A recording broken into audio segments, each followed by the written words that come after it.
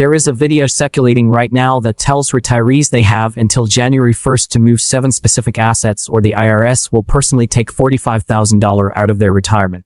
It has a countdown. It has a scary number. It has a guy who won't tell you his real name selling a $47 PDF at the end of it. And the truly infuriating part is that buried inside that video are a handful of real, true, useful facts wrapped around a deadline that does not exist anywhere in the actual tax code. That's what makes this particular scam format so effective, and it's exactly why I'm making this video. By the end of the next few minutes, you're going to be able to spot this exact manipulation pattern every single time you see it again on any topic from any anonymous account. And I'm also going to give you the real version of every single fact that video got right, for free, with no countdown clock and nothing to buy. Stick with me through all of it because the last section is the 3-question test that will protect you from every future version of this video, not just this one. Let's start with how this specific manipulation is built, because once you see the architecture, you cannot unsee it. Step 1, the creator finds real, technical, slightly boring tax facts. Required minimum distributions, capital gains brackets, social security taxation thresholds. These are dry, they're real, and almost nobody has fully read the source documents themselves, which makes them perfect raw material. Step 2, the creator invents a deadline and glues it onto those real facts. In this case, January 1st, 2027. That date appears nowhere in the Secure 2.0 Act, nowhere in the One Big Beautiful Bill Act, nowhere in any IRS bulletin. It was manufactured because a ticking clock creates urgency, and urgency short-circuits the part of your brain that would otherwise say, let me check this with my CPA first. Step 3, the creator stacks a large, specific, scary dollar figure on top. $45,000 sounds concrete. It sounds researched. It sounds like it came from a spreadsheet, and in the video I'm responding to, it technically did, except that spreadsheet assumed one household simultaneously mismanaged their savings account, their IRA, their brokerage account, a rental property, a life insurance policy, their social security income, and their bank beneficiary forms all at once in the worst possible way. That's not an average outcome. That's a worst-case fiction built specifically to feel like it applies to you. Step 4, right when the fear peaks, the video drops a link. A guide, a manual, a checklist, always with a name like The Quiet Rules or The Real Playbook, or something that implies insider access you otherwise wouldn't have. And it's always sold with the same guarantee. If it doesn't save you 10 times what you paid, I'll refund you. Which sounds generous until you realize nobody is ever going to come back and demand that refund. Because there's no invented deadline attached to asking for it. That is the entire formula. Real facts, fake urgency, invented number, product at the end. I want you to actually watch for that 4-step pattern every time you see a financial video with a countdown clock in it. Because it repeats constantly across this entire corner of the internet, on tax deadlines, on social security loopholes, on Medicare secrets, on property tax laws Congress just passed. It's the same skeleton with different skin. Now let's get into specifics because I don't want to just tell you it's fake. I want to show you exactly where the seams are. The first fabrication is the deadline itself. There is no January 1st, 2027 cutoff that resets required minimum distributions, capital gains treatment, or social security taxation. Go look yourself. Search the actual text of the Secure 2.0 Act. Search irs.gov. You will not find that date attached to any of the provisions described in that video. RMDs don't reset on a specific January 1st years from now. They apply every single year once you hit the required age, on an ongoing basis, the same as they always have. The second fabrication is a misapplied regulation, and this one is sneaky because it sounds so official. The video claims your joint checking account can be frozen for up to 15 business days under something called FINRA Rule 2165. Here's the actual truth. FINRA is the regulator for broker-dealers and brokerage accounts.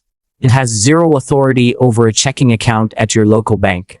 If a bank freezes a checking account over suspected elder financial exploitation, that falls under state adult protective services law or the bank's own internal fraud policy, not a securities industry rule that was never designed to touch bank deposit accounts in the first place. This is the kind of detail that sounds airtight if you don't already know the difference between banking regulation and securities regulation, and that's exactly why it works on people. The third fabrication is the headline number itself, the $45,000. I want to actually walk through how that number gets built, because seeing the mechanics kills the fear instantly. Take a couple with $50,000 in a low-yield savings account, a $600,000 traditional IRA, a $200,000 brokerage account with $150,000 in gains, a rental property with $80,000 in accumulated depreciation, a life insurance policy with $40,000 in cash value gains, Social Security income, and outdated bank beneficiary forms. Now assume they mismanage every single one of those 7 things simultaneously in the same calendar year in the most tax-inefficient way mathematically possible. Add up all 7 worst-case numbers, and yes, you can get to something around $45,000. But that's not what happens to the average retired couple. That's what happens to a fictional household constructed specifically to make the number as large and as scary as it can possibly be. Real financial lives don't collapse in every category at once and even if a handful of these items apply to you, the actual dollar impact of any one of them individually is a fraction of that headline figure. Okay. Now for the part that actually matters, because I don't want to leave you with nothing except that video lied to you. Underneath the manufactured panic, there are real, legitimate financial concepts, and you deserve to actually understand them, so let's go through every single one accurately with no clock running. Required minimum distributions are real. Under the Secure 2.0 Act, once you turn 73, you're required to begin withdrawing a minimum amount from your traditional IRA or 401k every year. The amount is your prior year-end balance divided by a life expectancy factor from the IRS Uniform Lifetime Table. This is genuinely worth understanding because that withdrawal counts as ordinary income and can affect your tax bracket, but it is not tied to any 2027 cutoff. It applies annually forever once you're of age, exactly the way it has since the rule existed. Roth conversions are a real and genuinely useful planning tool, and timing genuinely matters, just not because of an invented countdown. If you're currently in a lower tax bracket than you expect to be in later, converting some traditional IRA money to a Roth IRA means paying tax on that amount now at today's rate, so that it can grow completely tax-free afterward and never be subject to future RMDs at all. Whether this is right for you depends on your current bracket, your projected future income, your state taxes, and your specific goals. This is a sit down with a CPA or a fee-only fiduciary advisor and run your actual numbers decision, not a one-size-fits-all countdown clock decision. The extra $6,000 senior tax deduction is real, and this is one thing the scare video actually got right. It came from the One Big Beautiful Bill Act, signed into law in 2025. It applies to filers 65 and older for tax years 2025 through 2028, stacked on top of your regular standard deduction, and it phases out above roughly $75,000 in income for single filers or $150,000 for married couples filing jointly. If you haven't confirmed your tax preparer applied this, that part is genuinely worth double-checking. No product required. Just ask them directly.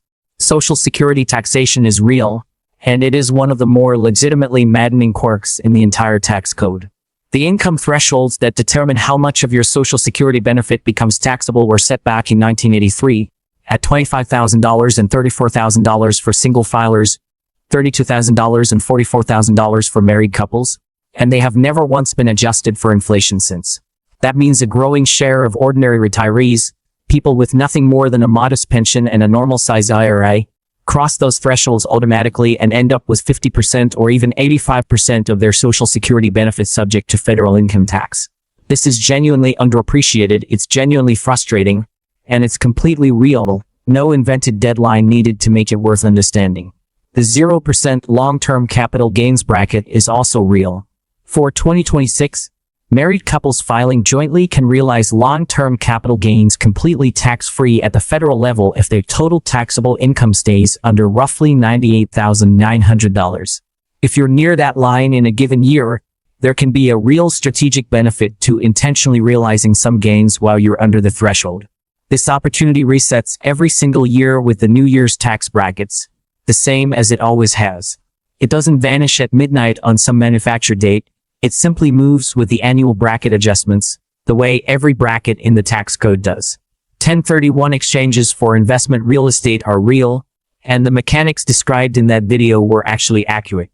If you're selling a rental or investment property and want to defer the capital gains tax by rolling the proceeds into a similar property, You genuinely do need to set that exchange up with a qualified intermediary before your sale closes. Not after you've already accepted an offer, and you genuinely do have a 45-day window to identify a replacement property and a 180-day window to close on it. This is one of the few parts of that video that was straightforwardly correct, no exaggeration needed. Life insurance cash value taxation is real, and it trips up more people than you'd expect. Withdrawals from a cash value life insurance policy are taxed on the gain portion first, and if a policy lapses while carrying an outstanding loan or insufficient cash value, that entire gain can become taxable in one single year, all at once, which can be a genuinely unpleasant surprise. Borrowing against the cash value instead of withdrawing it is a legitimate strategy many policyholders use specifically to avoid that outcome. Though it's worth remembering a policy loan is still a real loan, it accrues real interest, and it reduces the death benefit if it's never repaid. If you're holding a policy with meaningful cash value, this is worth a real conversation with your insurance agent. And finally, bank account beneficiary designations. This is the most boring item on the entire list, and it might be the single most practically important one. Payable on death designations really do override whatever your will says. If you named a beneficiary on an account decades ago and never went back to update it, an ex-spouse, an estranged relative, or simply the wrong person can legally end up receiving that money, regardless of your actual wishes or your current will. Checking and updating your beneficiary forms costs nothing, takes a few minutes per account, and is genuinely one of the highest value 5-minute tasks in all of personal finance. No product, no deadline, just a phone call to your bank. So here's what I actually want you to walk away with. Every single real fact buried inside videos like this one is something you can verify yourself for free, directly from irs.gov, ssa.gov, or a 5-minute phone call to your own bank, brokerage, or insurance company. None of it requires a $47 guide. And absolutely none of it expires the moment some anonymous account's made update arrives on the calendar. If a financial video won't show you a real name, hides behind a countdown clock, and every single section ends by steering you toward a link, that's not a warning sign standing next to the business model. That is the business model. So here's how you protect yourself, and this is the part one wants you to actually remember the next time you see one of these. 3 questions every single time. Question 1. Is the deadline actually written into a real, named law, or did the video simply assert that it is?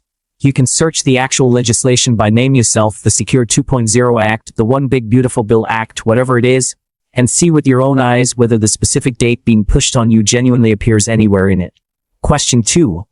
Does the cited rule or regulation actually apply to the type of account or situation being described? A regulation written for brokerage accounts is not automatically a regulation for checking accounts. A rule for one kind of retirement account isn't automatically a rule for a different one. If a video cites something that sounds official, take 30 seconds and check what that regulation actually governs before you let it scare you.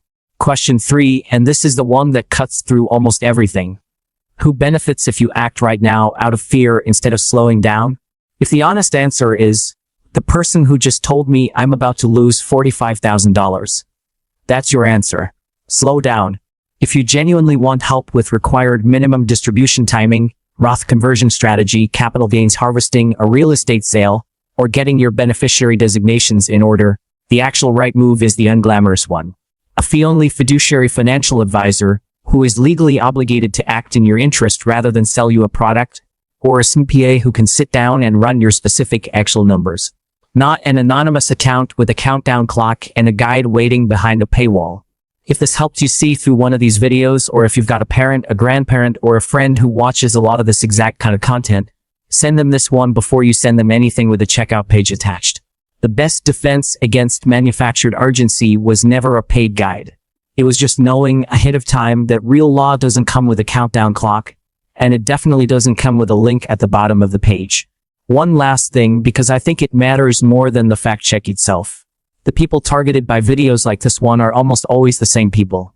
Retirees managing real, hard-earned money, often alone, often without a professional they fully trust, often just trying to do the responsible thing by staying informed.